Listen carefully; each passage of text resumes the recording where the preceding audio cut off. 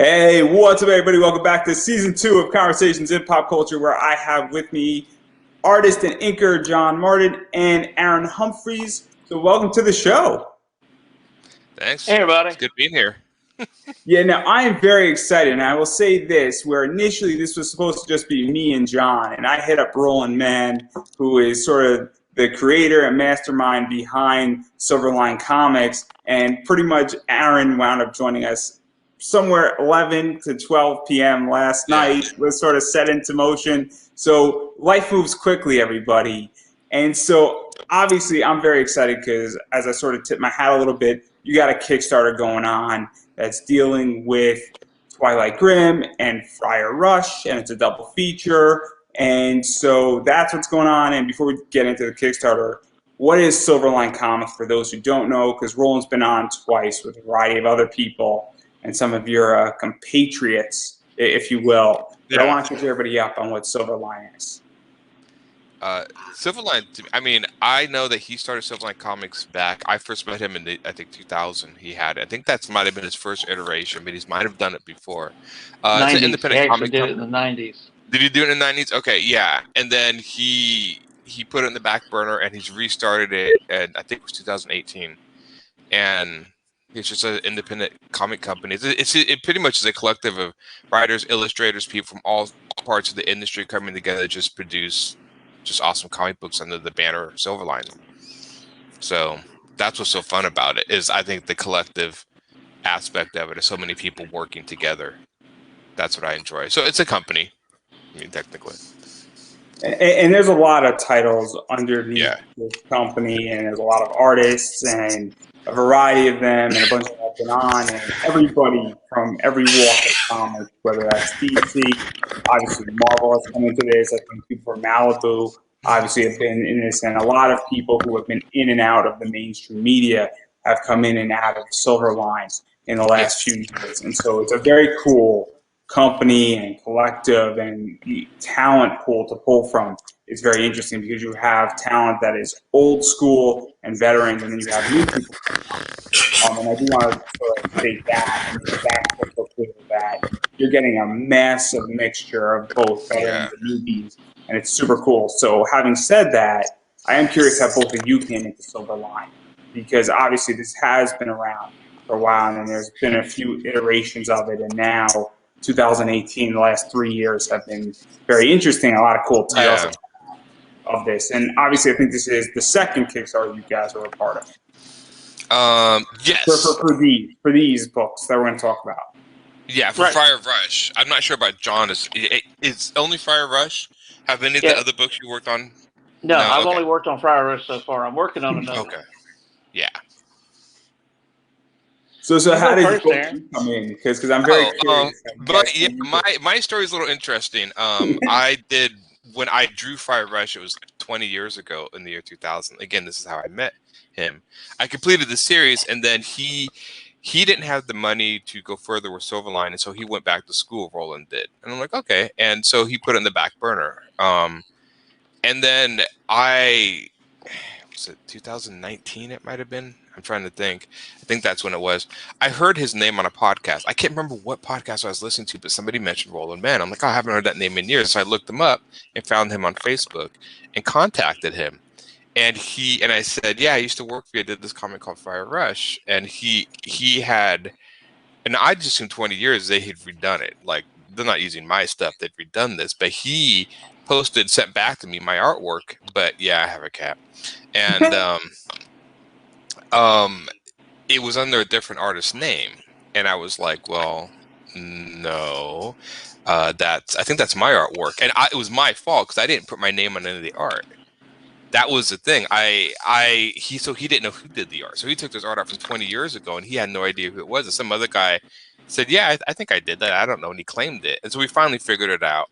And he figured out, yeah, it's you or whatever. And then he's like, well, since you're already doing work for us, why didn't you join us? I'm like, yeah, that's awesome. And so that's how I came into be. And so something from 20 years ago has brought me to Silverline again.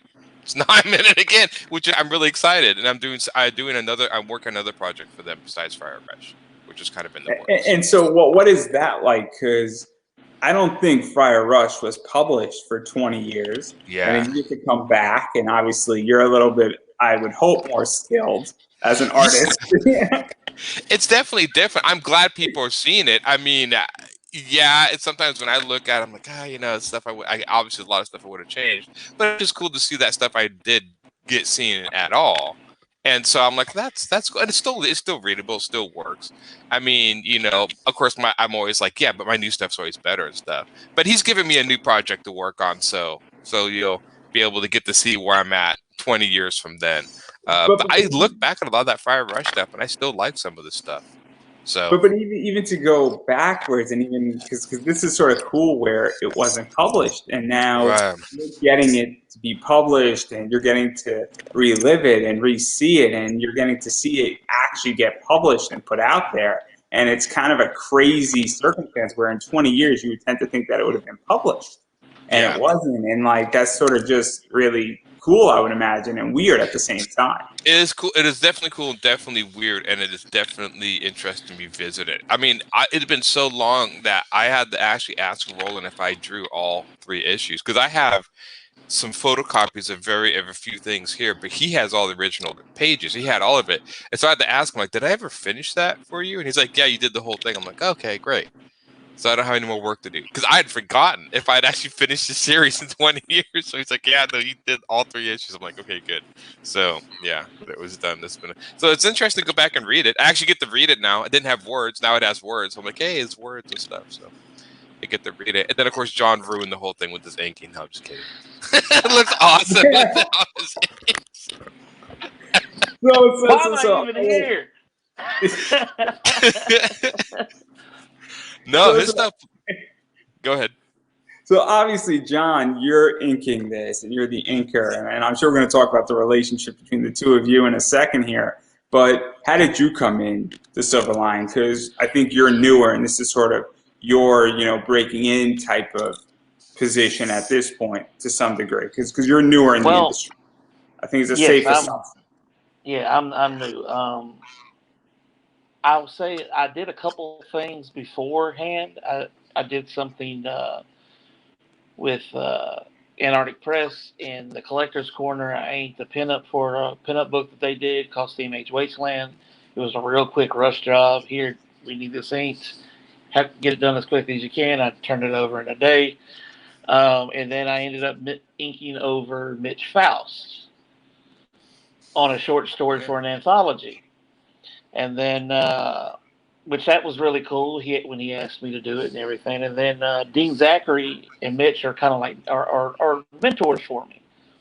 Yeah. And Dean Zachary at a convention, Dean introduces me to Roland and Jeff Whiting. They're at the convention. I think it's Memphis Comic and Fantasy. And I'm sitting there, and Dean goes, "Roland, you should really look at his stuff." Because I had an inking portfolio and stuff like that. And Roland goes, all right. He kind of flips through it. He goes and flips through it like 2 or 3 times during the convention.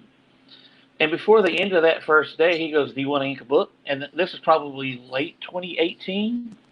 Yeah. He goes, you want to ink a book? I go, yeah, sure. Why not? No. Yeah, I think it was early 28. It was... I know I had some time to work on it before Aaron came back. Yeah, I came in after you. It was, I know when I came in that you were already working on the book. I do know that. And he showed me the pencils, and I was like, yeah, sure, why not? I'll knock it out. It'd be fun. And that's kind of how that started. And then he told me I looked like Prince Voltan from Flash Gordon. And then that ended. Oop. There you go. But yeah, that's how I ended up part of Silverline. And he's been doing the Prince Volt. At least you've actually claimed that now, because Roland was like incessant on the streams, like Voltan, I kind of wish I was at Gulf Coast Con right now, because Flash Gordon himself is there, so I could have walked up and did something. Yeah, start laughing. Yeah, he didn't that actor who played him? Didn't he pass away recently? Who? I'm not sure. The guy played Prince Voltan. No. I thought he was in the news or something. Is he still alive? Yeah, I always liked that guy. So he was in other movies during the 80s that I saw besides that one. So People are throwing you praise, John. Yeah. Oh, thanks, Joseph.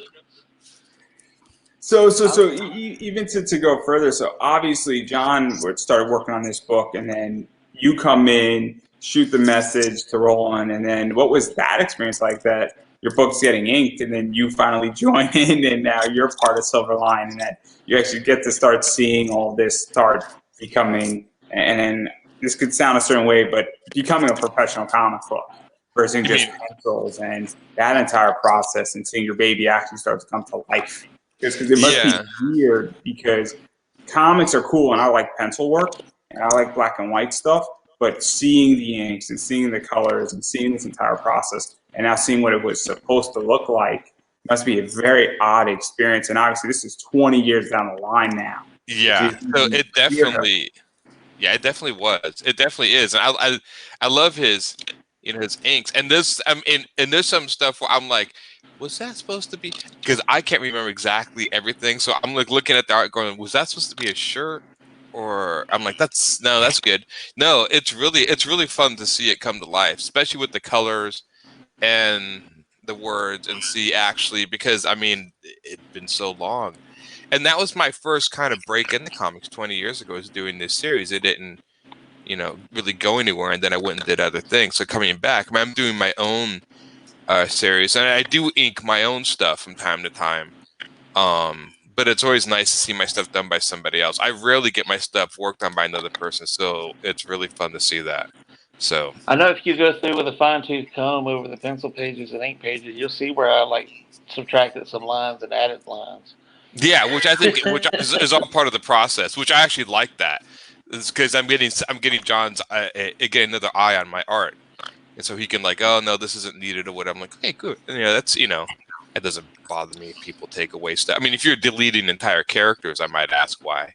But to even talk about that, because inking is complicated, even coloring is complicated. Where I think there has to be some discretion to the inker, and I think the artist also has to learn how not to take it personal. That maybe an artist sees something and says, hey, you don't need this extra line there, or there might be an extra line in somebody's gauntlet on their character, for instance, or an extra wrinkle that doesn't make any sense per se. And removing that type of stuff, or that for whatever reason something is just not lining up artistically. So what is that like, with knowing that you could trust your inker has some discretion and not taking it personal because it's not attacking your artwork? And I know that some artists can't do that, and they take everything personal with their art. And so what is that like, building that trust? Because I think that goes to the relationship a little bit. Yeah, so far, I mean, John's the first guy that's inked my work, because I've been inking my work for years. And now my comic that I do on my own now is all in pencil. So it's published in pencil, but apparently I've done it well enough that I've confused people who think it's inks. So go figure. So, but it's interesting, and it just and I'm like with John, the artwork, I'm like, go for it. I like to see people's interpretation of what they do with my stuff. And I learned to let go of this. I mean, when I did a lot of client work, they work in motion graphics. I mean, I learned a long time ago to take the personal out of the art, because I mean, people change and tear stuff apart, and I'm just like, long as you pay me, dude, we're good. I don't care, as long as you get. I mean, I look at it as like, you're paying me to do this for you, so whatever you want, that's fine. But inking and stuff, no, it's cool, and John's really good at it, so it's exciting to see him. I think you're done with 2. You're on 3, right? Yeah, I'm starting 3 after I finish the other one I'm doing. Yeah, you're doing the other book. I want to talk about that in a second here, but I do want to dive a little bit into the Kickstarter, because I think it's super interesting, because this is a double feature, which means that there's 2 books. So one book is sort of one way, this way, and you get to flip it and reverse it, and it's called a flip book, which is an old school thing. For those who don't know about old school comics used to be one side was X, and then the other side you sort of flip it into it that way. And so there is a whole nother story done by another team called Twilight Grimm. And the basic premise is that, well, a city got divided because of a war, and there's vampires on one side, and they might or may not be preying on humans and sucking their blood, and then the other side doesn't seem to care. And there's a lot of stuff going on with that. And me and Roland have spoken about that because Rob Davis was on with Roland and a few other people. And so a lot of stuff's going on with that. And well, sort of a mystery vigilante type hero is defending the weak. So that's the first book, or the second book, depending on how we look at it. And so that's in there. And then obviously there's your book, which is Friar Rush, which we're talking about. And so that's on the other side, and that's the other story. Once you either flip or you read it first, hopefully everybody will read that story first.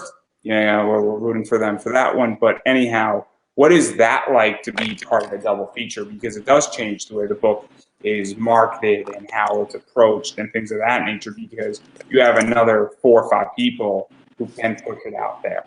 Yeah. And so what is that like, knowing that, hey, you know, you have more eyes can get on it, and that if Rob Davis is pushing the book, it's not necessarily pushing your work, but your work is attached to it. Like, legitimately, you cannot separate your work out of the book.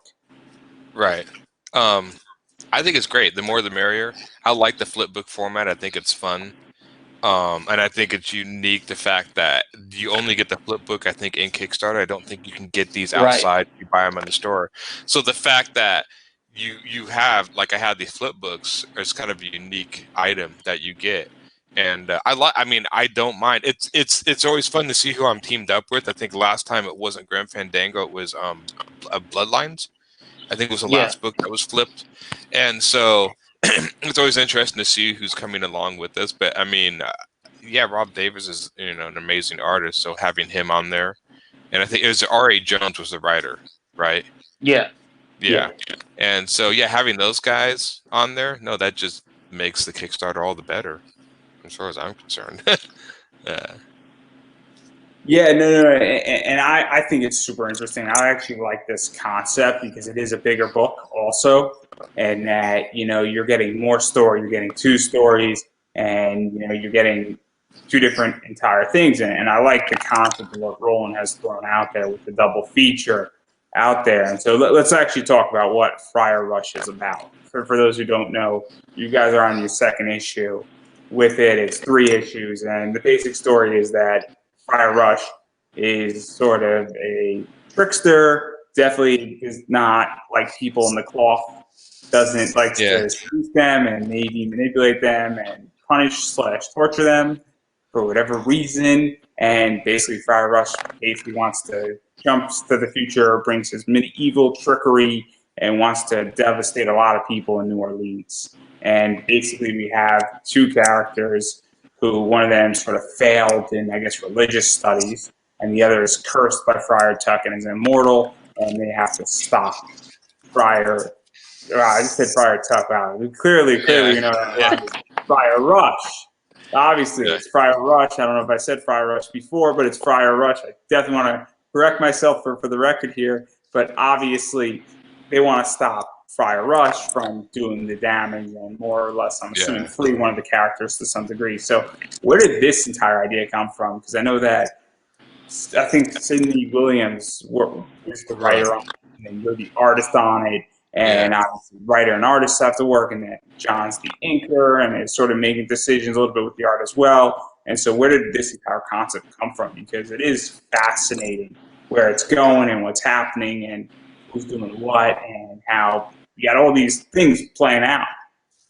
I can say a little bit on what I know. I can't speak for Sidney because he wrote it. I do know Sidney on there. I'm an acquaintance of his. And I think John, I think we all are. You know Sidney, And but once they gave me the script, I was the one who designed the Friar Rush character, and I put some. I mean, he has these long, like hair, like 2 long hair. Those are supposed to be inverted horns, like double horns. So it's like he's wearing them down. So the idea is that he actually is supposed to be almost like a devil. That's what I always thought of him as, like a devil trickster, somebody to basically come and, you know, I mean, if they could steal people from the cloth, I mean, what more way to go against, you know, God or whatever than to steal people away from his religion. But other than that, the more I developed it, the more I really liked some of the ideas. I could talk. Seraph's origin is revealed in issue 2, so I don't want to go too much into that. Seraph is the angel, and her origin is really cool. And I'm actually really hoping we get to do more Jake and Seraph, because I would love to do another story with Seraph and Jake, especially Seraph, because I think there's a lot of really cool stuff we can do with that character. And I don't know if that's a possibility or something She's that definitely anybody more interesting than Jake is right now. Yes, definitely. So yeah, that's what usually how it created. Again, jogging my memory from a long time, my ideas and thoughts creating this. Tried to give Jake an interesting coat. John knows that the coat looks very different than a regular. I was just trying to make, because he's a reporter, so I'm like, well, I gotta make this. I didn't want to give him the typical, you know, gumshoe type coat with the reporter. I tried to do something a little different, especially with Seraph too. So, do you have any thoughts on this, John? Well, I came in on the back end, so I mean, Yeah. And even to talk about this, I'm sorry, what was it? I was handed pages that were just penciled. I didn't even, all I do is I get to actually see the pages, and I can tell, and I can follow the story just looking at the pages. You know, because when I get them, there's no words. I don't see a script. I follow. I'm looking at it. I'm like, oh, this right here is pretty cool. And you know, as it goes, there's a whole lot more expressiveness to the forms and figures and stuff. I'm like, all right, this is starting to get. You can tell when it's starting to get good. It actually the story tells itself very well with just the pictures. Yeah. It's tough. So yeah, go ahead. Yeah, and even to go further into this, because obviously we have very interesting characters, we have very interesting character designs, and so even just building that out, because right now, and I know this is 20 years old, and obviously fast forward 20 years, you know, I think characters matter. I think the industry as a whole wants more interesting characters, and they want better character designs. I mean, people who know me know that I'm a big Zenescope fan, and one of the things that you look at a guy like Ebas, and there's a variety of other artists who have developed a bunch of those characters and have developed concepts for these characters, and those concepts have remained relevant for 10 years because they're interesting. And I think that's something that where you do need an interesting character design now. And I think even 20 years ago you needed it, and now more than ever. And when you look at this book and the art that I've seen and everything that's on the Kickstarter, it's clear that it's going to catch your eye. And then even just making sure it's inked right and all that stuff, I think it's super important to that degree, because it's like, oh, okay, this is different, and now we're not looking at another X-Men mutant. I'm looking at something very different. I'm looking at something that sort of catches your eye and makes you stop. I think that that's something that maybe you were ahead of the curve a little bit on that one. Yeah, the Fire Rush character, that character is my favorite, even drawing him today. I actually did some new pictures. I actually got to redraw these characters a little bit, and it was fun to go back and redraw them. Trying to remember how I was doing it. But Fire Rush, because he's just like pure evil, you know, and so you can always sort of, he's on kind of this meat character who's not really like physically violent. He's just manipulative. So very much like always scheming. But yeah, I definitely, and most of the time when I design my own characters, I usually try to design a character around a sort of like a central motive or one idea, and then sometimes I try to subvert that. Like I just designed a character for a book coming out, was just this. It was supposed to be a character who was this very big like tank-like character, like a guy, and I was like, and he had like, you know, all these guns and whatever. And I was talking to the writer. I'm like, well, instead of having it a guy, what if it was like a 50-year-old woman who was like this badass military lady who was like this vet? And I was thinking of Vasquez from the movie Aliens. Like, what if Vasquez, you know who Vasquez is?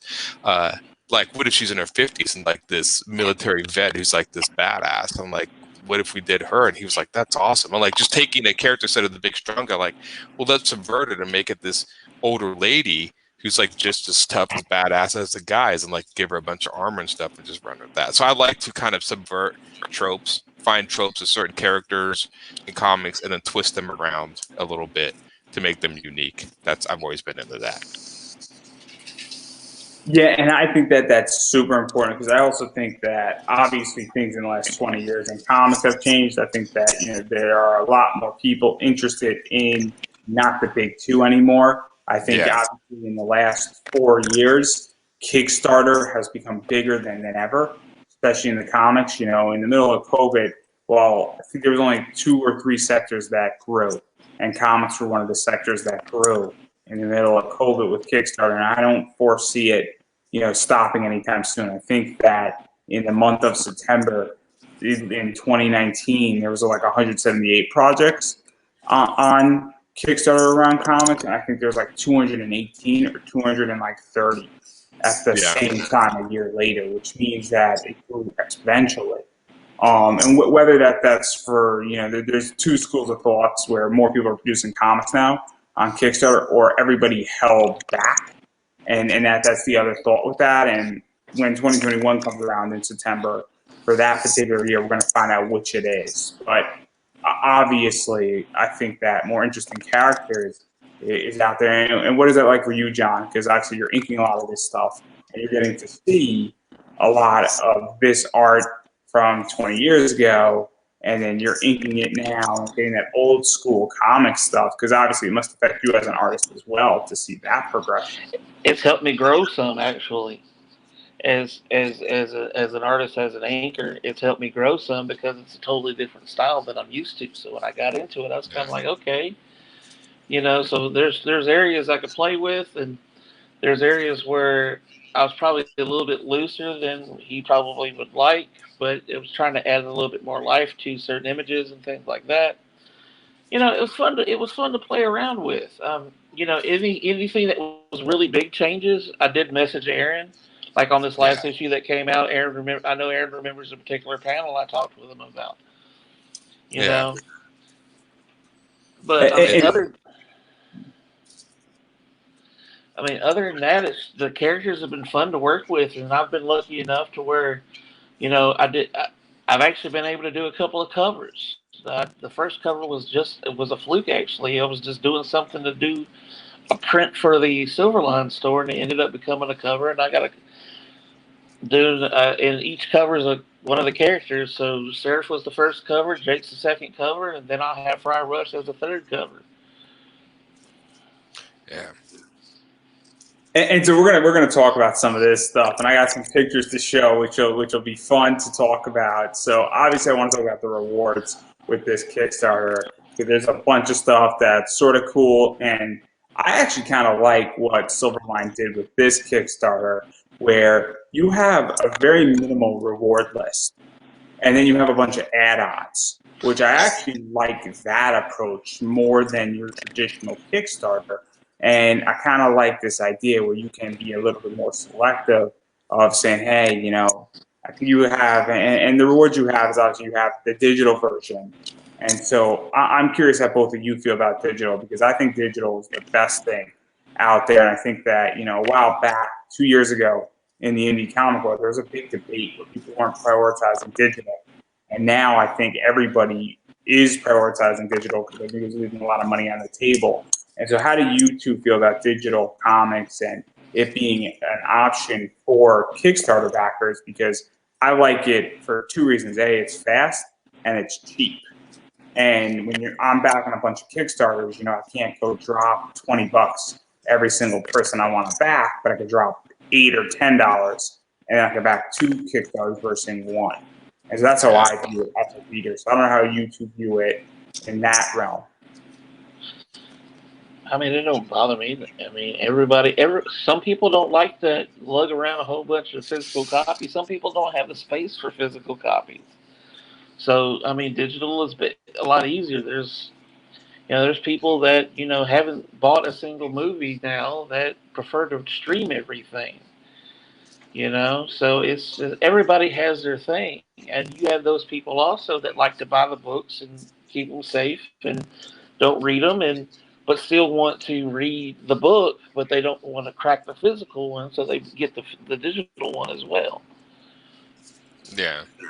I pretty much digital does take away the collectability in that. You can't collect. Digital's a copy. So does physical. If you're a collector, I just assume you would go more physical.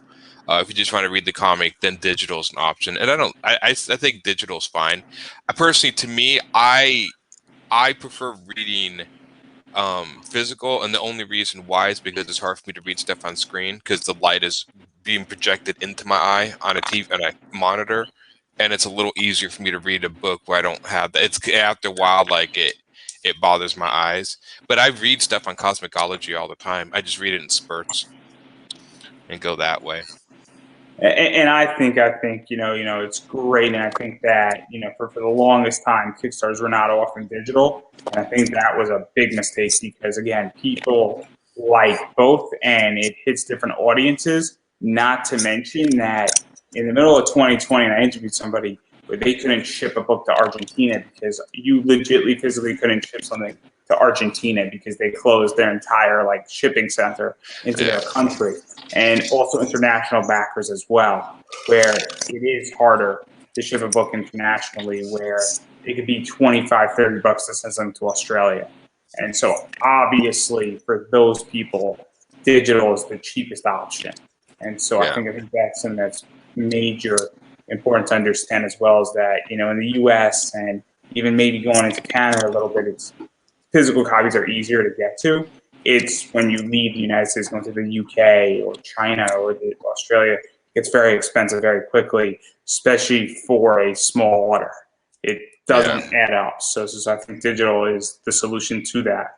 And then obviously there is the physical copy of this. And so I kind of want to talk about the physical copy. Hopefully I have the right cover on this one. And I think these are the physical copies. Yeah, those are some. I'm not sure what cover. Yeah, I think some of them are like variant cover. I think those are both done by Peter Clinton, who's a fantastic artist. And then one of the covers. But yeah, those are for the physical. And I think you can get multiple, so you can choose your cover. Now, I haven't done Kickstarter yet, so they've done the add-ons. So I'm not sure if you can order the book, and then I would assume in the add-ons you can choose the cover you want, if I'm not mistaken. I think that the one thing I will say, strangely enough, when it comes to digital, if you do buy a digital book, the cover may not matter as much because the cover is just another page. When there's something kind of cool about having a cover and a physical, because the cover is actually the first thing you see when when you close the book and throw it down, you just see the cover, and so you can kind of see that cool artwork over and over again. Technically, you don't need a cover for a digital, even though you could put it in there. It defeats the purpose. You could just have physical, digital pages. Those covers are the Kickstarter exclusive, meaning that yes, some of those, and there's a few others. I think John also did an exclusive cover for Kickstarter. So yeah. Well, I'm going to show a bunch of this stuff because I do want to talk about it. So obviously this is another cover that is out there, and this is the retro. So what the retro is, for those who don't know, it's a colored cover, but it's black and white, and it's a very different feeling with reading comics, because now you're just getting it black and white on the inside, how they used to do in the 90s. And so it's very cool. And I think that you did the cover for Friar Rush. Yeah, this is my cover. And the other thing that's kind of cool is this. So if you know anything about Silverline, they're talking, Silverline was done in the 90s. The way Silverline is done on the bottom and the way the #1 issue, that's the way we originally did it in the 90s. So the retro is actually a representation of what this comic would look like if it came out in the 90s instead of now. So it's an homage to the old way Silverline used to present stuff. Yeah. And then this is just also the art of what it looks like, without anything else going on with it. So obviously you could check that out with it. So that's something to also look if you want, more of just how it looks. And I think these originals are for sale, isn't the? I think John inked all these, and so I'd assume they're all for sale too. I think the ink covers are, or whatever. I had to double check. I know all the interior pages for issue 2, physical interior pages, are for sale. That's the other thing. Ones are not the inked ones. There's 4 inked pages, and then all the pencil pages. Pages are yeah.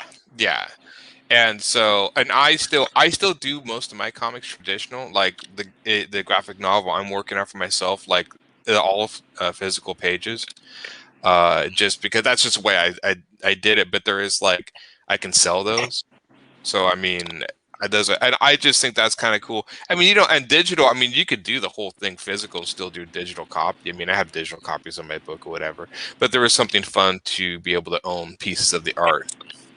Yeah, I like original art. I like commission.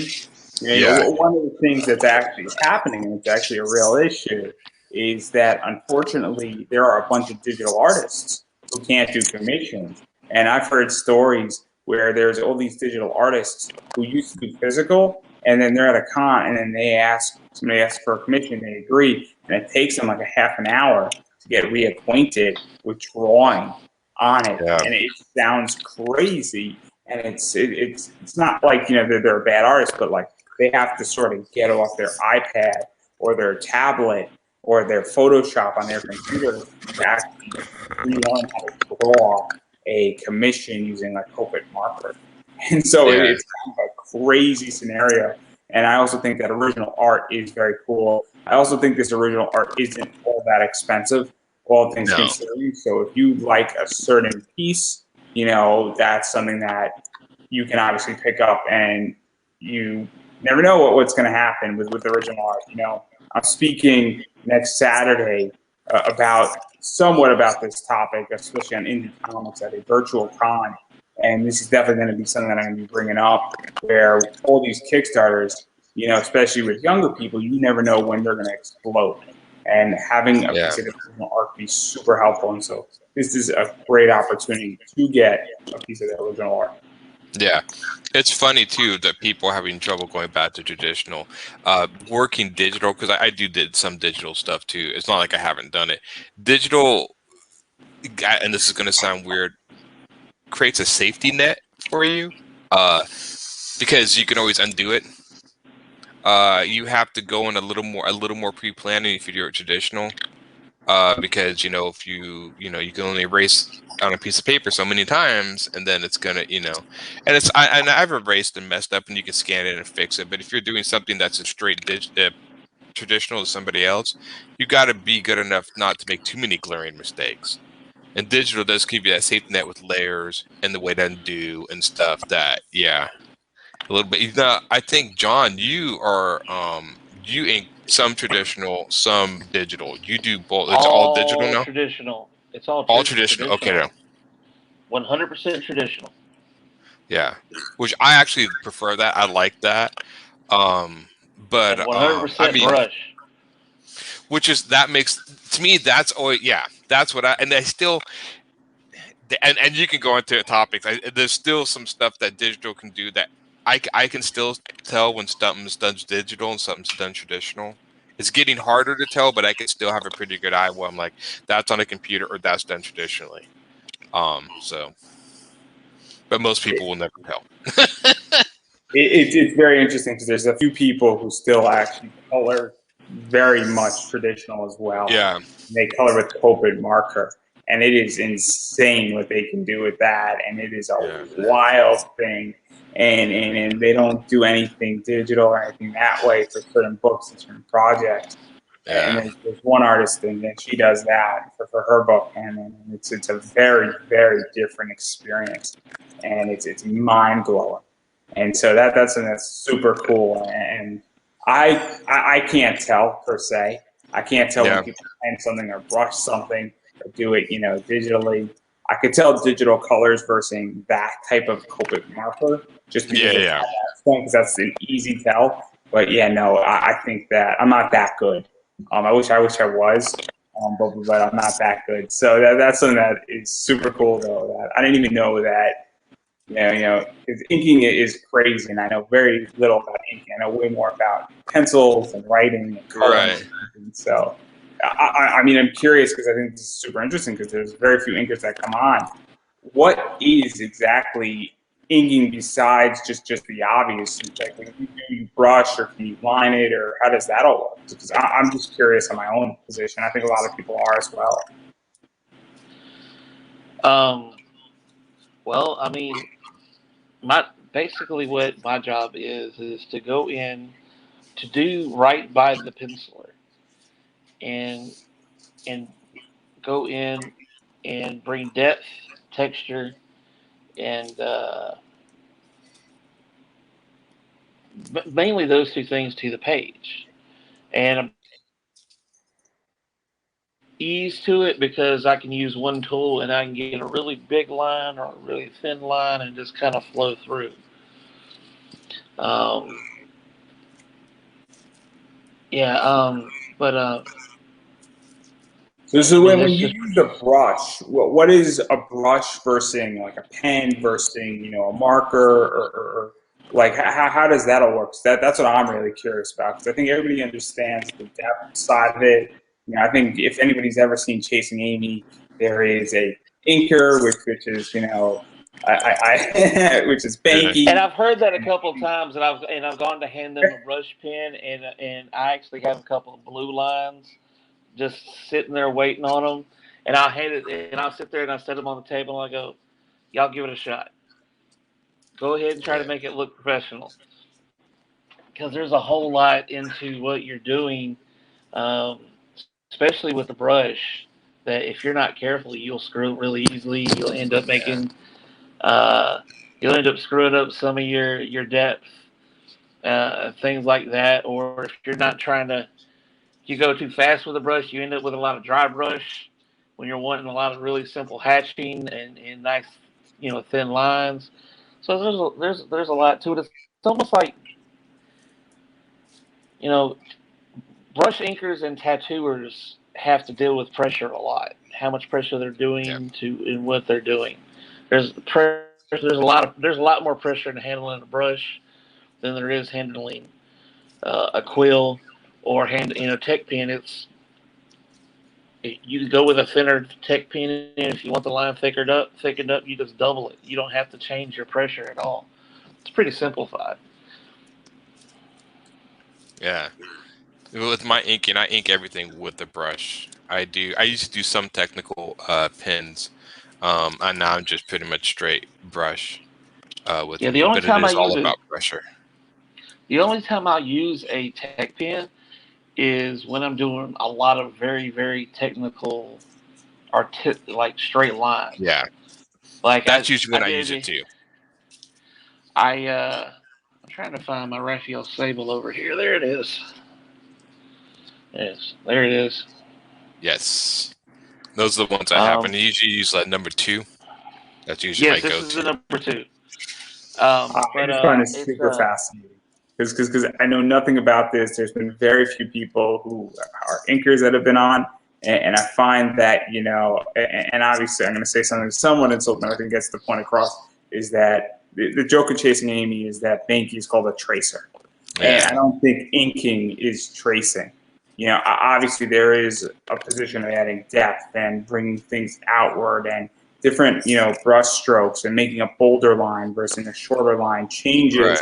where things are, and it's also positioning where something is because if something is closer, you might need a shorter line versus a bolder line to create depth and all that stuff.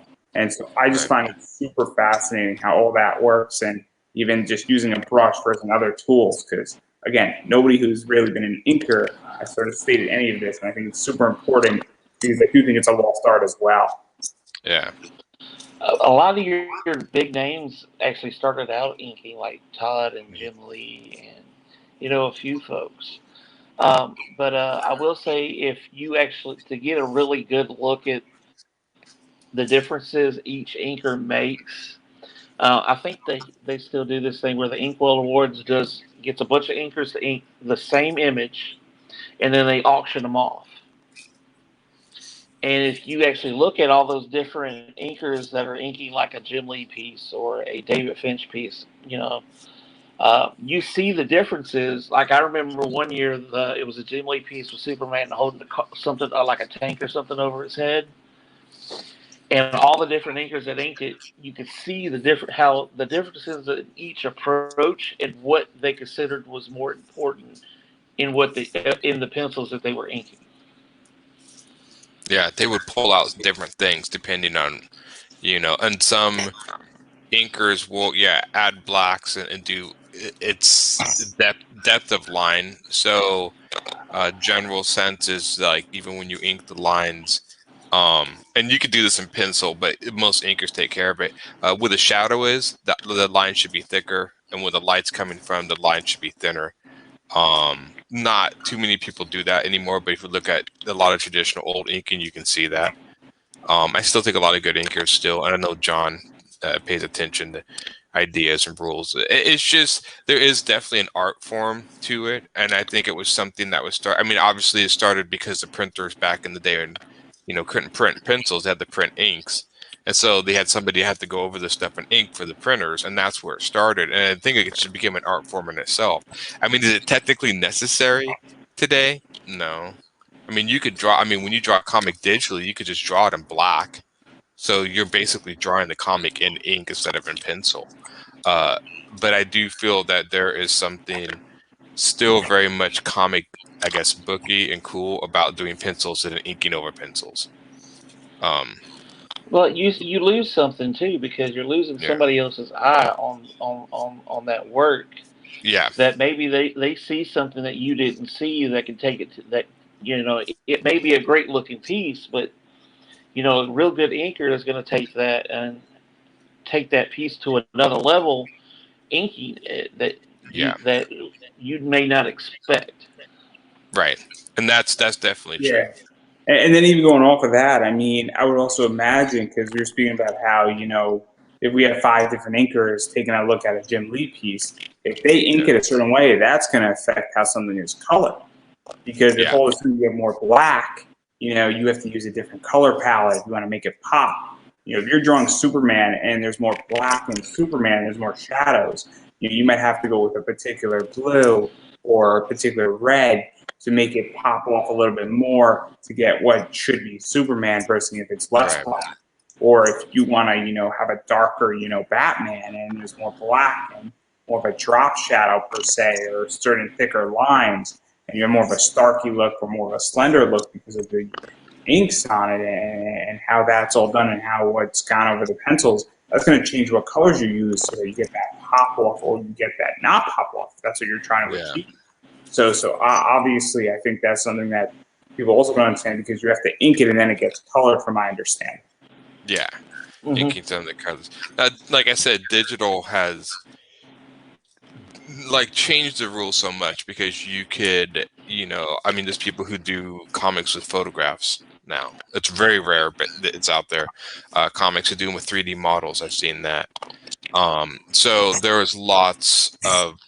And I'm not gonna say they're cheats because I don't think they're cheats. It's just ways of speeding up the process. But I do think inking is and it is kind of a lost art form, especially traditional inking. That in fact, the type of brush we use are called sable brushes, and sable brushes made with real hair. It's made from a hair from a weasel, and I think I can't remember what country it's from. In fact, there has been a ban because the weasel's endangered, and they take the hair from the tail of the weasel, and so they have banned the making of sable brushes shipping to America and I don't know if the ban is lifted or whatever. But so most brushes, if you do like paint brushes or whatever, are made of synthetic hair, and so when you flip the bristles, there's more of a bounce. They'll bounce back faster. Sables are not like that. Sables will bend and kind of they're more flexible. And since it's raw hair, it also comes to a point easier. And that point, that hairline point, is what gives it its power. I mean, John would know this intrinsically. I mean, the fact that you can get to that point, and that's what the pressure, the more you push down on the thicker line. So it is all about pushing the line down or whatever. So sable brushes are a little different. They used to be really expensive. They still are. I mean, they used to be $25 per brush when I used to buy them. They weren't cheap. And but you can actually shampoo them, the real hair. So you clean them with shampoo. I've heard people do that and stuff. So the tools are starting to change. So it's a little harder to sometimes find these traditional tools. And I know the traditional inking is kind of becoming lost a little bit because most people do digital. But I still prefer traditional. And I think by going digital, they are losing some of what made inking good. I don't know how to explain it. There's I think tips and tricks that are starting to be kind of collapsed in the digital where people aren't doing it. So one of the biggest, when I watch people ink or draw online, they'll draw a line and then continuously erase the line and keep drawing the same line over and over so they get it perfect. You didn't have that option when you did it traditional. In the first line, that's what you got. So you had to practice a little more and be a little more,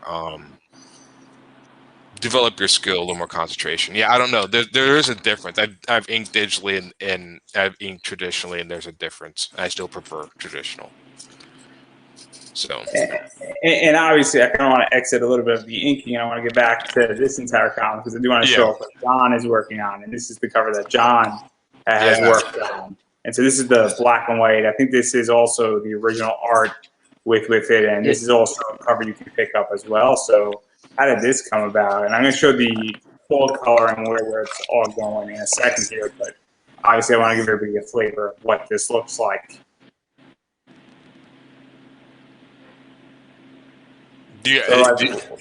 What was the process behind all of that? Because I'm super curious about that one. And then I think this is this is part of it, and then I think also this is a few others that are out there as well. We got the cover A, and I think that's the cover B. I mean, I was just having fun with it, and being that it's got kind of like some of those religious inclinations in the storyline. When I did the first one, which was Seraph, which I got right here, I was doing, and it's another play on this cover right here. Which is it's stained glass behind the character. That's all it is. And then I'm trying to figure out how to kind of go from there, because I was looking at stained glass windows and that big thick black in between the in between the glass shards. That right there is really well known for like old medieval Gothic churches. So. Yeah, I like the fact that you kept the motive for the new cover. That was there could be companion pieces. I thought that was cool. For the third one, are you planning to do a Fire Rush with the same pattern in the back? I'm gonna do something a little bit. I'm gonna similar but different. Cool. Okay. Yeah. Because he's doing all like, and I don't know why I didn't even think of it. He's like, oh yeah, 3 characters, 3 covers, perfect. And so, but yeah, it's I definitely like how they are almost companion pieces. Yeah, and to even talk about this, because obviously, and I know I'm going back to the well a little bit here, but obviously you get to have a bunch of new covers of this entire series of Fire Rush, and what is that like as well, to really get to have that new stuff in there, and have new covers, and have all these exclusives, and have them on as add-ons, and also have new ideas, meeting old ideas, and sort of having, I guess, old school meets new school. And it's not the traditional new school. It's this idea of 20 years in prior, I guess, from the original art to get a cool cover like this one. And I'm going to show the black and white again because I think this cover is awesome in many ways. I just think it's cool to see other people draw my characters. I've always been fascinated to have other people interpret my characters because my style is definitely different, and see how they did it. Yeah, the person who's coloring it, Mickey Clausen, he showed me a sneak peek of the colors. That they're not done yet, but they're pretty close.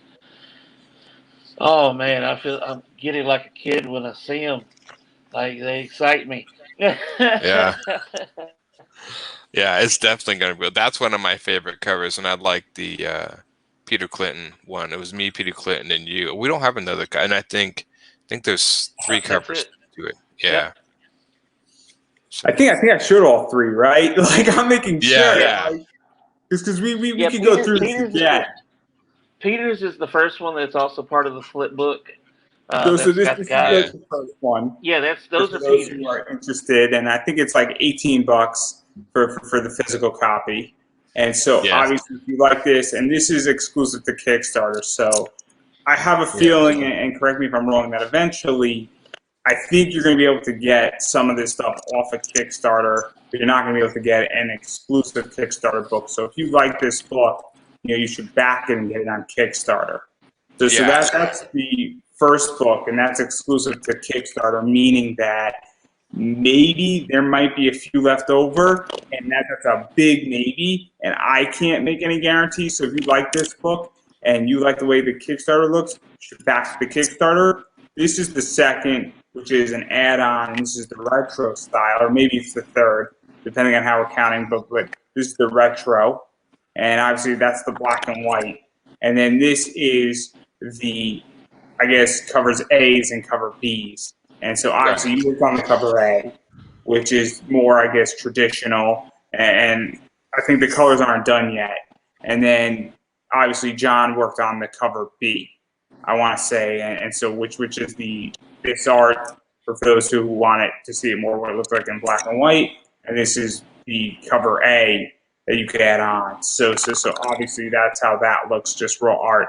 And this looks raw art. So just to give everybody an idea of what's out there as far as rewards and adding ons and all that stuff. So a lot of cool stuff. And then obviously the other thing that is also interesting, and I know Rob Davis is doing commissions, and you're also doing commissions of stuff. And I don't know how much is left over because you guys are fully funded, which I didn't mention. It's super important as well, which is good, which means that this book is happening. But I don't know how many commissions are left for people to take a bite at, but this is a type of commission you get at a con. And so what is all that, and how does that work, and what is it, the commission's already done, or is it a custom commission? How is that all working out?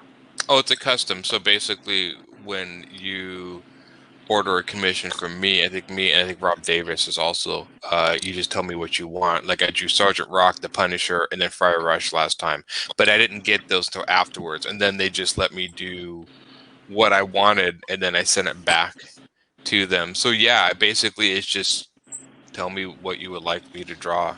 I have talked to another person, and I get a sense I know what's coming in one of them, but it's always fun and exciting to see some of the characters that I'm asked to draw. So and so obviously this is a physical reward, right? Yes, you get the actual original art. Yeah. I'm making sure because there's digital and physical, and I want people to know exactly what they're getting so that. No, there was one guy who framed my stuff. He actually got to see it in his house framed. I'm like, yay! I knew what ended up. So, but yeah, it's completely it's a pencil piece, but it's completely physical. And then I don't know if you want to pay John. You can pay John to ink it. I'll ink it, or you can scan it and send me high-res blue lines and a high-res thing of it, and I'll ink it blue lines, and you can have the pencils and the inks together. Yeah. And so what is this like for you? Because obviously, getting cool characters to draw, I'm sure that you get things from Marvel, DC, and others, and maybe other people have some other cool things they want thrown into that. And so what is that like for you to get to do those commissions and also sort of get a bit of a challenge to some degree? Because I would imagine as an artist, it's always fun when someone says, hey, I want an obscure character from like the X-Men for something. And you never got to work on the X-Men, right? Yeah. So it's kind of a fun thing. Because I send out commissions, and I typically, when an artist is sketching for free, I say, do whatever you want. And then usually they go all ham out. And it's happened where somebody's taking up like 2 book-fold centers. And like everybody's asking for like a tiny little Batman, and I said, "Hey, do whatever you want." And like Ryan Brown just went to town on a book of mine because I said, "Do whatever you want," and he's like, "I got this," and he just starts like going crazy, and he left no room for Charles Soule to sign the curse word, which was hilarious. And like Charles had to like sneak it in like at like a 45-degree angle. It's a really funny picture. But anyhow, what is that like to really get to just have some fun with that and have things that you don't normally get to do? That's the funnest thing. It's just knowing, because I obviously have certain subject matters I like to draw and stuff. So it's definitely fun to, when I take the Sergeant Rock one, I had to look up reference World War II stuff. And so that was fun to go and find references, because I still hunt down references all the time. The Punisher was fun, but Sergeant Rock was the one that I think was the most fun. That was the one I'm like, oh, World War II historical stuff. Oh, that's fun. And so that was fun to do that. So, but yeah. Yeah, I would imagine, and then obviously, just getting to play anything with outside of this, and also original art is Yeah. super cool as well. Where this is all Yeah. custom, and custom art is something very cool. Whether it's a commission, whether it's a commission on a comic book. I've only done one commission on a comic book, and I absolutely love it, and it's super cool, and it actually got a lot of likes on Instagram, which is awesome on the artist's page. Got like 7,000 likes in like 3 days. That's cool. Crazy. And it was a Zenescope book, and then they're showing it off to me in the booth. And meanwhile, it's off to get graded. It's the funniest story to me. So everybody was like, a bunch we were talking about at this con, and it was like, what? And then I was like, yeah, this is my book, everybody. And so that's kind of what I like, and I also like custom stuff as well. And then also the other reward I want to talk about, and I just want to mention this really quickly, is the fact that you're going to get a signature card. Every $18, get you a signature card on it. So obviously I think it's a card, and so it's not on the book, but obviously it's associated with the book from Twilight Grimm. So that's very cool as well that I wanted to mention really quickly. Yeah. So that's something to keep in mind too, that when you're backing an $18 or more, you're going to get a signature card. And then obviously original art as well, as we already mentioned. I do want to mention that super quickly because you can pick up a bunch of cool stuff, whether it's your work or John. I think you have some original art that's going to be up there as well. And then obviously Ron Davis, original art. So there's a lot of original art. And this isn't the first time Silverline has done this with a Kickstarter. So I do like the fact that original art can be purchased. I think that's the number one thing I like the most about these Silverline Kickstarters is I look at a lot of Kickstarters and they don't always sell the original art because they do it digital or whatever. But the fact that there was a lot of Silverline Kickstarters that have had original art for sale, and that to me I think is always a huge bonus and a huge service that we give that sort of owning traditional, because that's the stuff. Because most, I think, I'm trying to think beyond me, I've seen it maybe one or two others, but most don't. It's all digital art, so they can't sell it traditionally. I do want to say that there was a piece of original artwork that was added either yesterday or today, and that's the inks for the Twilight Grimm exclusive Kickstarter cover. It's done by Peter Clinton and inked by Barbara Kilberg. It's Barbara. That just got added also. Okay, yeah, that's worth it. I mean, Barbara and Peter, that's it. That's definitely a powerful and combination. Barbara's been on. She's been on with Roland and Ron Davis. So obviously, if you don't know Barbara's work, take a look. And Barbara has done work for DC way back in the day. Not to date anybody, but a lot of these people, as I stated before, is that if you go through Comic Vine and you go through comic history, a bunch of these people at Silverline have worked for the big two in some capacity. Ron Davis, I think, has worked on Star Trek and Quantum Leap. So when you actually look at a lot of these people's original art, you're not buying somebody who has been necessarily on the indie comic front, but you've been you're buying people's artwork and people's inks and their books that have worked on a variety of awesome projects that you may not even realize dating back 30, 40 years at this point. So obviously for everybody watching this, keep that in mind, that when you're buying art and looking at original artwork, a lot of these people who work on these books have been around the block more than once. Yeah. I don't know how much more I can sell here. I'm trying to sell. Yeah. It's really hard. I think the one thing is I do like the idea of because sometimes the Facebook, I mean not Facebook, Kickstarter, sorry, the Kickstarter, it looks like there's not a lot of prizes, but once you choose your pledge, then you open up this entire store of add-ons, and that's when all this other cool stuff comes in, which is a new feature. And I have actually not gone through it. I've had it explained to me, so it's almost like you get to pick up your book, and then they take you to another room with all these extra wonderful things that you get. And so that to me is kind of cool that you can just go in and shop, so you don't have to, that these things aren't tied to a specific pledge, that you can just create your own package. I've only done one backer kit type of thing, and that was for Jamie Tyndall's project. and one of my favorite artists, and the commission was done by Elias Chazos, and he has an add-on book that was exclusive to being a backer. And it was very, very interesting at checkout because now I can go and get anything I want that's relatively on the Kickstarter.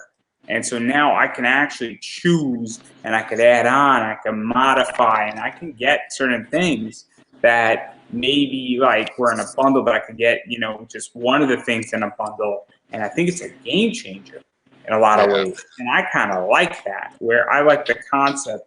I'm a big funnel guy. I love ClickFunnels, and that's what Kickstarter really is.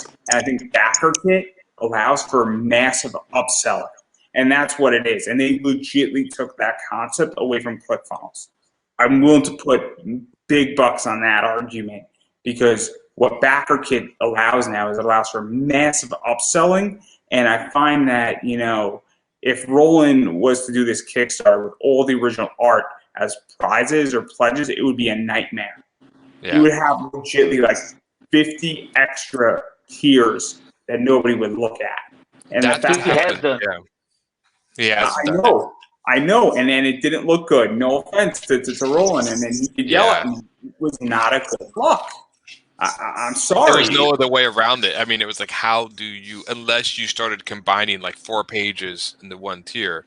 But this way, they're all on there, and you can pick and choose. Yeah. And so part of this is waiting on Kickstarter to do this. Kickstarter had to implement the whole thing where you actually had add-ons. Yeah. And then they're slowly rolling it out to everybody else. And Roland was sure to say, "Hey, I want to do this."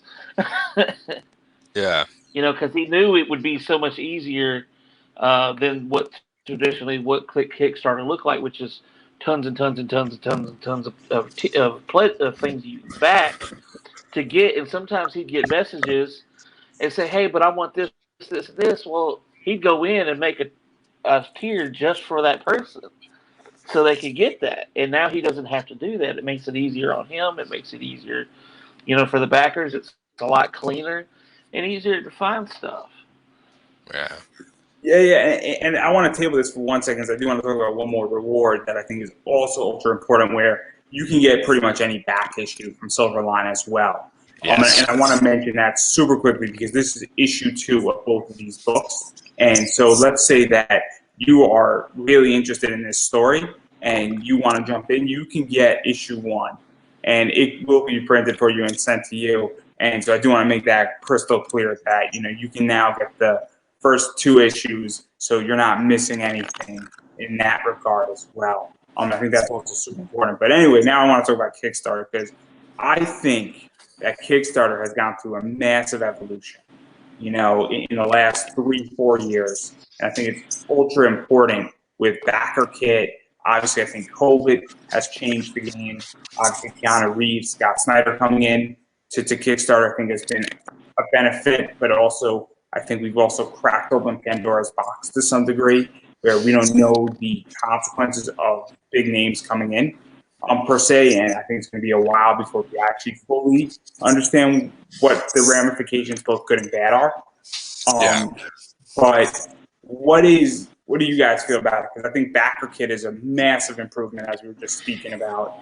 I think that, you know, more people on Kickstarter is good, but also more people can be bad at the same time. Obviously, COVID has affected a variety of stuff, as we were speaking about, and I sort of dropped where I think for 3 or 4 months there was less projects on Kickstarter and everybody was ramming it through, and there's only so much money. Yeah, I don't have an infinite amount of money to back every single Kickstarter that comes up, and when I have a problem, I have a lot of friends who run Kickstarters, and I'm like, what am I going to back, and who do I choose? Because if they're all running within, you know, 2 months of each other, I can only pick 1, 2, and 3. I can't pick 6.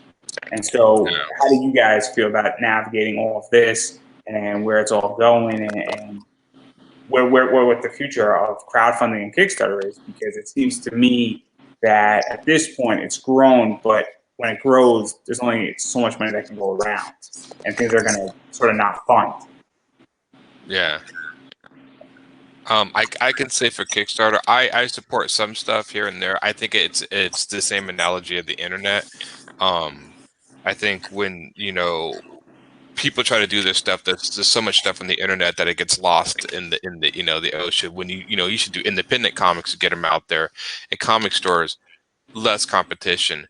Now anybody could do their comic, and they don't need to. And sorry against all the indie comic artists out there, whatever, but not all the stuff looks fantastic. There's some stuff that is very subpar in talent and stuff, and there's some that's great. And you would hope that the fantastic stuff would rise to the top and the not so great stuff would go to the bottom. But it seems like there's so much of it that just gets lost in the voices and whatever. And at Kickstarter, the more people go on Kickstarter, pretty soon it's like, well, what's the point of doing Kickstarter if I'm on there and there's like 400 other Kickstarters and mine is never seen because it's just lost in the shuffle. And also, I think the problem now is that a lot of stuff is somebody might have a piece of crap, for lack of a better word, and they just know how to market it really well. Yeah. I have an idea that is going to be the antithesis of this, and a few people know it, and I don't want to disclose all of it because I think it's going to do really well on Kickstarter, and it's going to be social satire on this entire point because it's going to be a marketing play just as much as it's a comic play.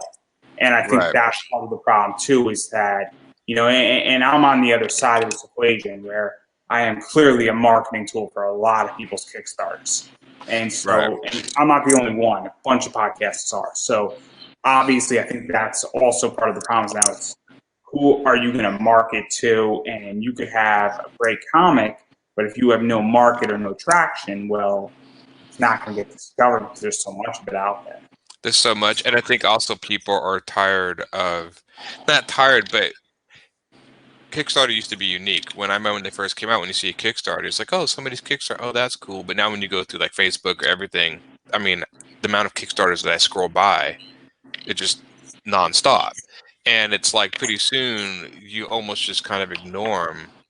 And I think a lot of people, like, in other words, if Kickstarter start to become a nuisance to people online instead of something they want to, look into, that might be a problem.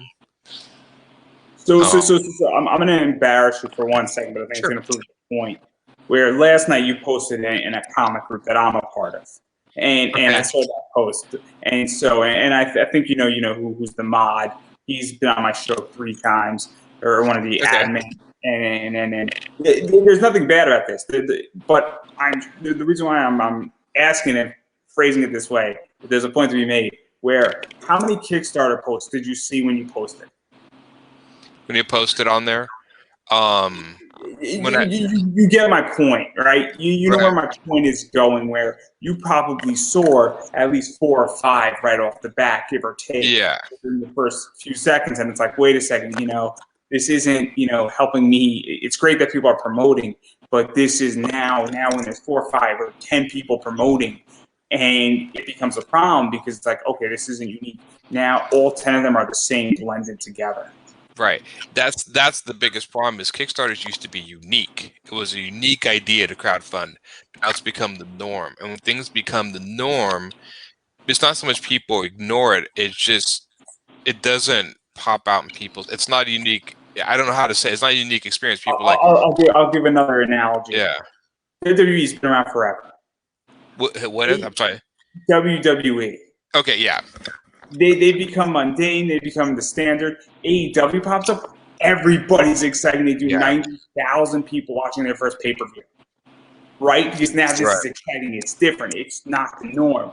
Now they're starting to become a little bit more the norm, and now they're blending in. They got about 2 years before they fully blend in. But I think that's the idea there, where now when I see a Kickstarter, I'm like, great, who's got a Kickstarter? Right. And I think one of the things I think that is kind of maybe hurting Kickstarters a little bit about. So, and this is my own personal taste, so don't take this as a reflection of other stuff.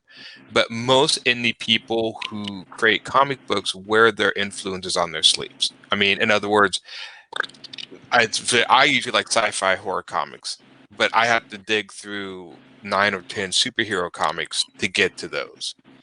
And so a little bit is, I think sometimes the unique, like if you could bring a unique comic to Kickstarter, something I've never seen before, I'm going to look at that more, just the uniqueness of it, than another guy in a cape.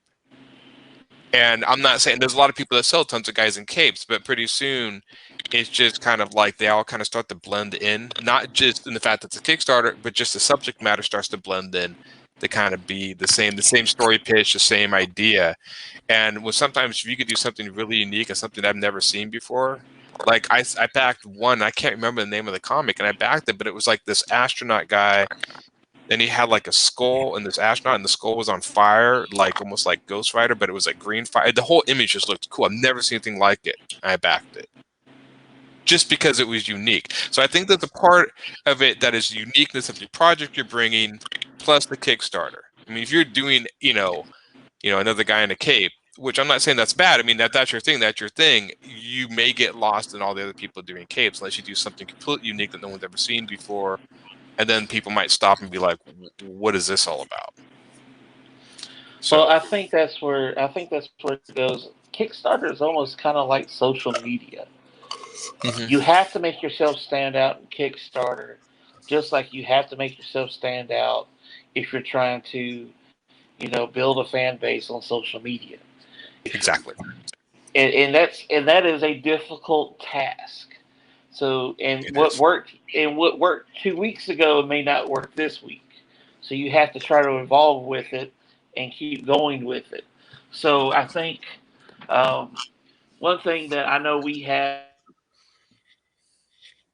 fun, and I know me and I know Aaron, we're all really excited about comics. So that actually comes through on the Kickstarters straight up from the top guy himself, Roland. When Roland does on that video, he's not, hey, I got another one to show you. He's like, hey guys, check this out. I got another Kickstarter going, and this is what it is. He's upbeat about it. He's really excited about it, and that's not a fake thing. That is real deal. That is Roland 100% every time another book's, he's looking at the books, just looking at them before they even get to that point. Right. And I think, go ahead. I'm sorry. I think authenticity is a big thing. I also think knowing your audience is massive. And I think that at this stage, I think being different, I just backed the Kickstarter just based on the cover. I saw nothing like it, and it was a tribute cover to something that I enjoyed, and I thought the story was good. I think the story was better than, probably a little bit above better than good, but I think the story was phenomenal, but I thought the cover art was slamming good. And I was like, oh man, I just want to get this thing graded and hang it up on my wall type of art. And so that attracts me with Kickstarter. I'm like, oh man, I never seen anything like this. Super cool cover, super fun. Just makes me smile. And I dropped $25. I'm like, boom, I'm done, man. This is awesome. And I didn't really care about the story because I'm like, oh, dude, this is awesome. And I interviewed the guy, and we were speaking, and I'm like, dude, this is an awesome cover, man. You convinced me to buy your book because it's a cool cover. And so, and images in comics and how things are done makes me, want to buy stuff. And then I'm also going to be back in another book in April, or maybe first week of May. It's coming. And super cool, just concept. Whether the book delivers or not, I don't know at the point, but I'm sure I'm going to get an advanced copy of it. And he's sort of a friend, and I like the concept of where this is going. So that also, and it's been done before, and it reminds me a bit of Bang Tango by Joe Kelly and Adrian Sabar a little bit in that vibe. But that's what his book reminds me of. But it's still an awesome concept. Nonetheless, and so different. So that's what gets me going with Kickstarters. Well, even superhero. I mean, I'm not. I've kind of been burnt down on superheroes personally myself. But if you show me like a really cool superhero character that a concept I've never seen, I'll look into it. I've done superhero stuff. I just think as Kickstarter becomes more, there's only so much you can innovate in the Kickstarter platform. That when you want to keep that edge of innovation to get seen, then it falls to the creators, which I think it always has fallen to the creators. But I think it used to be a little bit that Kickstarter was unique enough that you were actually kickstarting it at all. Now that has become the norm, so now the innovation has to be on the creators themselves. I think it's more shifted towards that than just being unique, the fact that you're kickstarting a project. So. And now I want to. What were we saying? I was just going to say the innovation should have never left the creators to begin with. We always need to be No. coming up with new concepts. Yeah. Yeah, I think I think Kickstarter's biggest problem probably is creativity versus and standing out more than anything else. But I do want to shift to talk about COVID because clearly, COVID has messed up a lot of stuff. All of 2020 was sandbagged. Obviously, cons didn't happen. Pretty much Emerald City onward of 2020. We're past the Emerald City mark in 2021. Vaccinations are rolling out, but let's all be realistic. San Diego basically said, hey, we're not doing it this year. And when we do it, we're going to do it in a very different way in November, from what I hear. But I'm not putting money on that anytime soon. How that's going to be a nightmare. New York Comic Con's not going to happen. I'm in the New York area. I'm in Connecticut, but I'm close enough to New York that New York Comic Con is not happening, nor am I going anytime soon. I can tell you that. Not anti-vaccination. I'm just saying that I would not put money that the vaccination is slowly rolling out. My parents are getting their second vaccination shot in the first week of April. I'm not even scheduled yet. I'm having a hard time getting an appointment. I'm 28. Right. So I don't know where you guys feel the cons are going and where things are going to be going and going back to conventions. I know one's down in Florida. I don't know. I know John, you're in Tennessee. I don't know where you're at. I'm outside Portland, Oregon. And so obviously you're very familiar with COVID and all that and what's happened because you guys were sort of hit first. We got hit. Yeah. So where do you guys see this is all going with cons and even have businesses conducted and signings? And I know Roland was just with a good friend of mine, Travis Gibb, down in Florida doing a signing, I think like yesterday, of all things. I think California and New York are going to sit back and watch everybody else do conventions before they do it. So I'm pretty much going to go ahead and say right now, don't expect it in California and in New York. Don't expect the convention at all for 2021, especially in California. Yeah, it looks like that's not going to happen out there. Now, I know in April I've actually got one in South Carolina, and they put out this huge guideline on what they're doing and how they're doing things and the whole nine. And there was places last year, towards the end of last year, that were doing cons, and like there was no huge outbreak. Like they were able to do cons and keep things kind of moving, and things were fine. Artists were fine, and it was fine. If you go, hey, if you want to have nice things to a bunch of, comic book geeks and nerds and stuff like that, who we all are, you go, hey, you want nice things, then you're going to have to do what we tell you. You're going to have to follow these guidelines. They'll do it. Yeah. I know. I know there's a Rose City Comic Con that I go to up here in September. They're selling tickets for that. I thought that was going to be canceled as far as I've known. Is a complicated company who's behind it, and they do Anime NYC, and they're selling tickets. They're selling tickets in Washington D.C. And they also pushed Awesome Con back to August, and I don't have a problem with them, and they've been pretty good to me. But I also think that they are a little bit out of touch on that one, especially in New York. I think in Washington D.C. they're out of touch a little bit. And I don't think that they're playing with a full deck. And they run Rose City, and I don't think that they're playing with a full deck. I really don't. So because I know they're selling tickets now, whether or not it's, by the time September runs around, if you get enough vaccinations or whatever in there, there's always a risk. So we'll see how they go. They might push over. It's still very, very early to say what's going on with that. Haven't the numbers declined and starting to and have leveled out some? Yeah, the vaccines are starting to decline them. Yeah, things were declining. We're on the backside of this. And, Vancouver, Washington, where I live outside of Portland, our numbers, I read an article that we were actually kind of the best place to visit during COVID because we kept our numbers pretty low. and I have no idea how we did that. I'm not even going to sit there and say, but I've heard that. I'm very skeptical, and I'm also very pessimistic, which means I'm always right. And so, Oh, wow. so I am very, very pessimistic, and I don't think that this is all 2021. I think it's going to be like 2020, and I think that we're going to have problems at cons. I think we're going to have outbreaks, and I think that it is going to be problems. I think it's going to take a selected few people, and I don't think these vaccinations per se, I don't know how effective they are. And again, I'm not anti-vaccination. I just think that it's just a powder keg waiting to explode. Like, I really feel that way. And I think it's going to be 2-3 years before that is decided. I really think that. Yeah, I mean, you have to look at it from anything from this idea of science. The only way you're ever going to know if this stuff is working is you have to actually do this stuff to actually see if you're going to get these results. Now, again, even coming from the idea of science,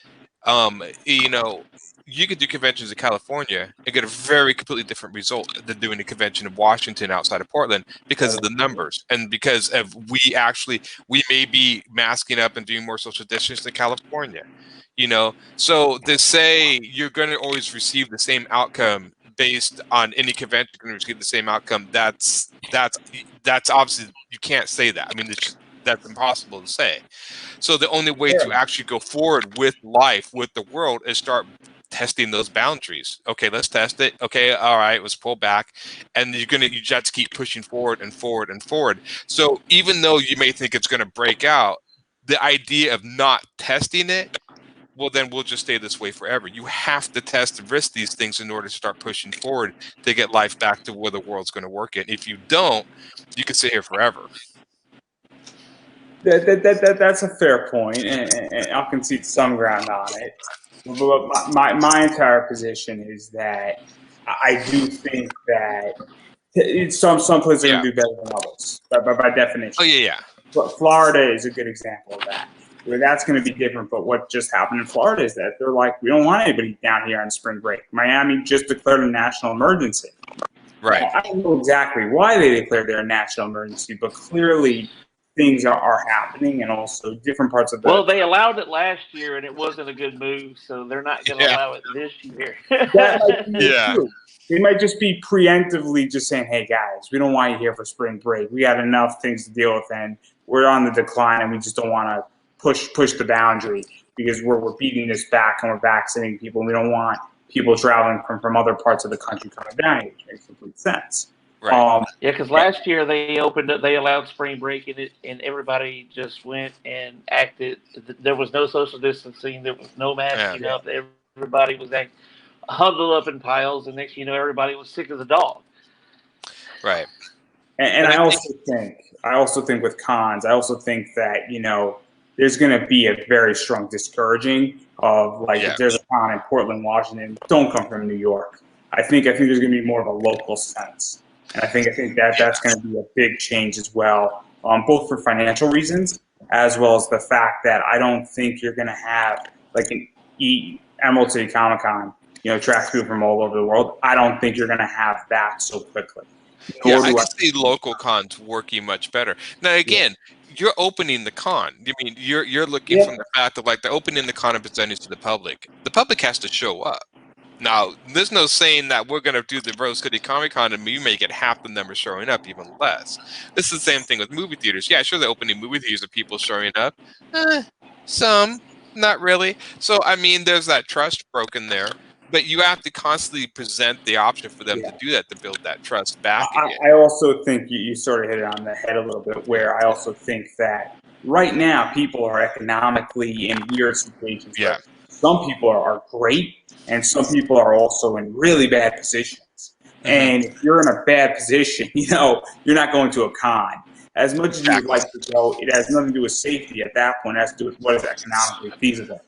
Right. So that's the other thing. And then also it gets into with all these celebrities and all their guarantees and all the big money. I've said this before as well, where when cons do open up, it's the big money that's going to make all the calls. Because when you're guaranteeing a celebrity $50,000 and every autograph counts against their guarantee, and then all of a sudden only $40,000 goes to them, you have to make up that position. And then all of a sudden the con is also going to have to rethink their position the next year and the year after that. And also, if you're a celebrity, you might say, hey, you know what, I'm going to wait this one out too. You might be in that position saying, is it really worth me making an extra 100,000 this year or an extra 300,000 and have this entire circumstance and then build a bad relationship with the con, them owing me money, Right. all sorts of complicated economic things. And also, I think people in this country in particular are now in a more saving mindset versus a spending mindset because of COVID. And I think people have sort of woken up, and I'm a big Dave Ramsey fan economically. And I think people are very much on the Dave Ramsey position and not the Robert Kiyosaki plan, where they're more saving. I think that's also something that's going on as well in this country that's going to affect comics. Yeah. The only counter I would say to that is there's still people who want some form of entertainment, and comic books are pretty low cost initiative. But the price ticket for conventions are different. Buying comics is like... Yeah, I think with comics, I think that is not affected completely. I think going to a con is. I think the con is the ticket, $100 ticket is a massive expense. And then at a con, I mean, things just get expensive real quick. Yeah. So John, you were going to say something?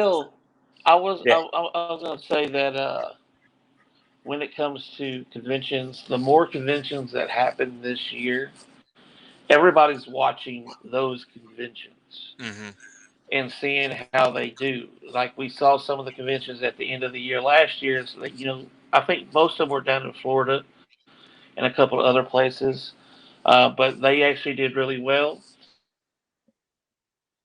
They limited the number of people that came in. Which is also what they're doing in South Carolina, at the con that I'm doing in April. And I think in that way you can still you can control how the flow of things and keep things under control and make sure that everybody's able to keep their distance and all that stuff. And as the year goes and people are doing it, and you have people saying, all right, we're going to do the con, we're going to do this, this is what we're going to do, and this is what other cons have done that have actually worked. Right. And that's what's happening right now. And I think that's what's going to be the change in many ways. It's just how things are structured and how things are gone. I don't think masks are going to go away so quickly. I think that's something. And I was speaking to somebody, I think last night or the night before, and he said, hey, I might just continue to wear a mask at a con, because who knows what's out in the con. And people, even after we get past COVID, I mean, there's the flu and all sorts of stuff, and con crud is real. And so now all of a sudden, if you're wearing a mask, if it reduces your chance by 25%, even 5 years now from COVID, that might be the new norm in certain social gatherings for a while, which I think makes sense. And again, I'm not anti-mask. I think it's a great idea, masks. Oh, the Japanese, it's cultural that they wear masks all the time. They have for, like, as far as I know, like anybody sick or whatever has allergies, they always wear masks. That's just, it's not a big thing in America. It might become a bigger thing here. In America. I mean, are there going to be obviously other pandemic outbreaks beyond COVID? Yeah, sure. Science has been saying this is guaranteed. We're actually doing more forestation to the rainforest and other places. We're discovering species and plants and other sort of things that humans haven't encountered before. This is the same thing that happened when, societies have met in history. I mean, the smallpox outbreak with the Native American, so as long as when we start encountering these diseases, we're not going to use distance. I mean, so this stuff, is it going to happen again? Yeah. So, I mean, hopefully not soon. Regardless. Hopefully, yeah. We're going to be better prepared to stop it from going. But it is a very real danger going in.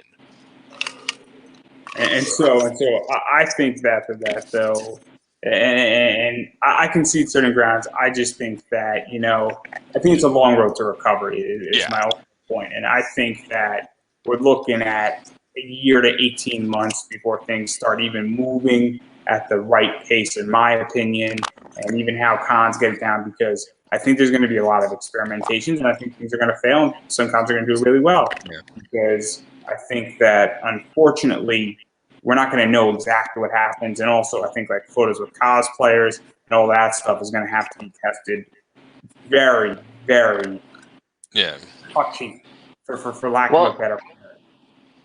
Well, they just had golf. They're having a golf Comic Con down there right now. And I was saying earlier, you know, the guy, what's his name, the guy who played Flash Gordon, he's down there. He's actually doing photo ops and things like that.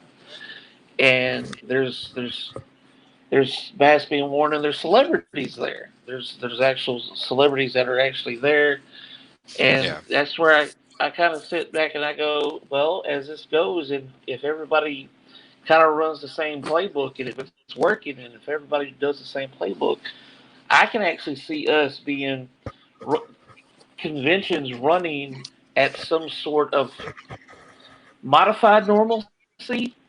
Yeah. Before the end of the year.